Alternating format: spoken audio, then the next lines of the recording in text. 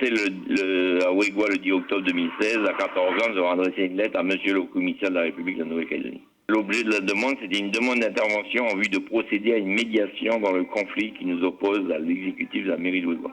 Donc ce matin, le OCR a répondu qu'il acceptait la médiation et qu'il, lundi prochain, on engagera une rencontre avec l'exécutif. Suite à cette proposition de médiation, le OCR a demandé qu'on lève tous les barrages, chose qui a été négociée entre le collectif et donc a été acceptée. C'est une première. Ces plongeurs sont en train de réaliser un film en 360 degrés. Envoyés par Sony Pictures, ils sont à Pointe-d'Imier jusqu'au 12 octobre pour filmer au mieux les profondeurs. Avant de se retrouver ici, ces plongeurs ont fait le tour du monde pour sélectionner un des plus beaux sites sous-marins. Leur critère, avoir le plus beau corail et de magnifiques gorgognes. Pointe-d'Imier a donc été choisi. Ce film en 360 degrés permettra une immersion totale du téléspectateur. Il sera diffusé dans les géodes du monde entier. Ces lieux-là, en fait, sont rattachés à la Terre. Donc ça répond à une organisation terrestre qui s'applique sur le marin. La dimension culturelle du parc naturel de la mer de Corail. Voici l'intitulé de l'étude qu'a menée Marlène Dégrement pendant 6 mois. Elle présente aujourd'hui pour la première fois les résultats préliminaires de cette étude à la direction de la culture de la province Nord. Face à elle, le comité de gestion du parc naturel de la mer de Corail et les coutumiers de la côte nord-est où elle a principalement mené ses recherches dans la région Haute-Mawap et Païchichemouy. Cette étude s'est faite à la demande du comité de gestion du parc naturel de la mer de Corail avec le soutien de la conservation internationale et la direction du service d'État de l'agriculture, de la forêt et de l'environnement. Vous êtes doctorante en anthropologie et vous avez mené une étude sur la dimension culturelle du parc naturel de la mer de Corail. Donc pouvez-vous nous expliquer en quelques mots ce qu'est votre étude ?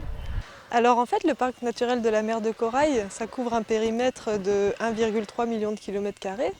Et bien qu'inhabité, en fait, ce périmètre, il est porteur de sens en fait, pour les populations. Et donc j'ai voulu mettre en évidence ce lien qui existe entre les habitants de la Grande Terre et des îles Loyauté et cet espace marin. Pourquoi avez-vous décidé de faire cette étude ? Alors en fait, lorsque le parc naturel de la mer de Corail a été créé, il y avait déjà des grandes orientations qui ont été édictées, on va dire, dans le cadre de l'analyse stratégique régionale, dont une des grandes orientations qui était mettre l'homme au cœur du projet. Donc l'idée, c'était de savoir comment intégrer en fait une dimension humaine à ce parc, sachant qu'il ne couvre pas des espaces habités, avec très peu d'usage. Et en fin de compte, on s'est rendu compte au cours de la discussion avec le comité de gestion que finalement les espaces marins en Océanie et plus largement dans le Pacifique sont finalement appropriés de manière symbolique, sociale, politique, spirituelle. Quelles personnes avez-vous interrogées ? Alors en fait, la démarche d'enquête, je me suis basée un petit peu sur la structure, l'organisation sociale déjà coutumière pour d'abord présenter le projet au conseil coutumier, Haute-Mawap et Païchichemouy. Et en fait, c'est eux qui m'ont orientée vers des personnes ressources, vers des conseils de district de manière plus locale, pour identifier en fait les porteurs, les détenteurs et les dépositaires de la tradition orale qui sont eux-mêmes habilités à parler de leur récif en fait. Donc on a suivi un petit peu ces chemins-là et j'ai aussi travaillé avec les associations de gestion du patrimoine mondial de l'UNESCO en tant que structure déjà existante et suffisamment bien organisée et aussi avec une expérience sur la gestion des espaces marins. Quels sont les résultats de cette première étude ? Alors la première étude a prouvé que donc c'est une étude exploratoire qui a permis d'abord d'avoir une sorte d'état des lieux de quels sont les liens à l'océan et les types de liens et caractéristiques qui sont significatifs en fait du point de vue culturel. Donc les premiers résultats, c'est d'abord que la toponymie marine en langue est très dense en fait, que les récifs sont jalonnés en fait de noms marqueurs sociaux qui permettent de montrer que le lien terre-mer est très important. Donc ça, c'est une des premières conclusions, la continuité entre la terre et la mer, l'organisation qui se prolonge en mer et même au-delà, qui va jusqu'aux récifs et aux îles. Là, on parle bien des récifs qui sont à l'intérieur du parc naturel. Là, on parle des récifs qui sont dans les eaux provinciales, mais qui permettent d'ouvrir en fait sur la manière dont ces récifs sont connectés à d'autres îles, à d'autres récifs qui sont situés au sein du périmètre. En fait, on part de la terre, parce que les hommes vivent sur la terre, pour mieux comprendre ce qui se passe en mer. Donc ça commence devant chez soi, et quand on tire un petit peu le fil des toponymes et puis des lieux tabous et des espaces qui ont une importance culturelle, on arrive au périmètre du parc qui est traversé en fait par de multiples réseaux. Au cœur du Pacifique, la Nouvelle-Calédonie n'est pas isolée des grandes évolutions du monde, qu'elles soient climatiques ou économiques. L'augmentation du transport maritime, les conséquences du changement climatique ou encore les déchets marins deviennent des enjeux pour le pays. En avril 2014, le gouvernement de la Nouvelle-Calédonie crée alors le parc naturel de la mer de Corail. C'est alors la plus grande aire maritime protégée française avec une superficie de 1 291 000 km².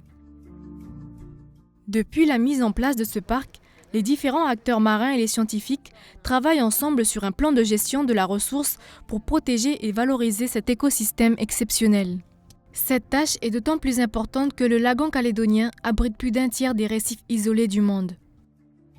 Les récifs des atolls d'Entrecasteaux, par exemple, situés au nord du pays, sont soumis à une réglementation stricte. La pêche y est interdite et l'accès est réglementé. À l'issue de ce travail, la rédaction définitive de ce plan de gestion fera l'objet d'une consultation publique en novembre qui sera par la suite soumise au gouvernement en 2017.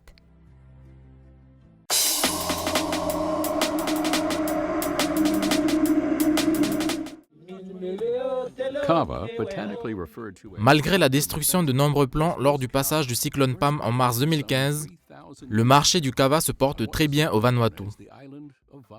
Selon le média australien ABC, les États-Unis sont les troisièmes consommateurs après la Nouvelle-Calédonie et Fidji. Des Américains ont flairé la bonne affaire et ont commencé à ouvrir des bars à kava. Les clients peuvent se faire servir la boisson sous forme de poudre à mélanger avec de l'eau. La quantité ne se calcule non pas avec une noix de coco, mais plutôt avec un verre doseur. Et pour aller plus loin, certains ont rajouté des parfums et des couleurs supplémentaires dans la boisson. Il existe même une sorte de yaourt élaboré avec la racine. Au Vanuatu, les revenus de l'industrie du kava avoisinent les 2 milliards de francs CFP par an.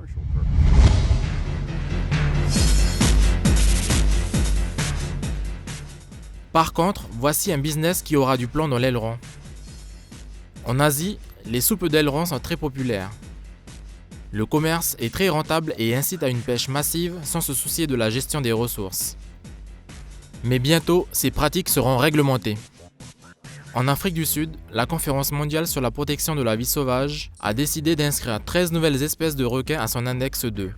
Il s'agit d'un document qui réglemente strictement le commerce des espèces menacées. À Fidji, c'est une victoire pour l'archipel. Le requin soyeux, le requin renard et la raie diable des mers vont bénéficier d'une meilleure protection.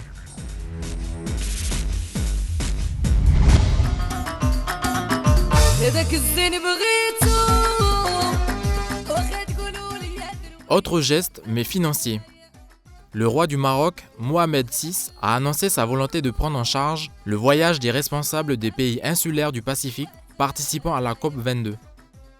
Selon Omar Hilal, ambassadeur du Maroc à l'ONU, cette décision est un acte de solidarité qui permettra à la vingtaine de pays concernés de venir exposer sereinement leur situation et que l'aspect financier ne soit pas un frein à l'évocation des problèmes qu'ils rencontrent en tant que pays les plus vulnérables au changement climatique. Du 7 au 18 novembre prochain, Marrakech, une des villes du Maroc, accueillera la 22e session des 196 parties.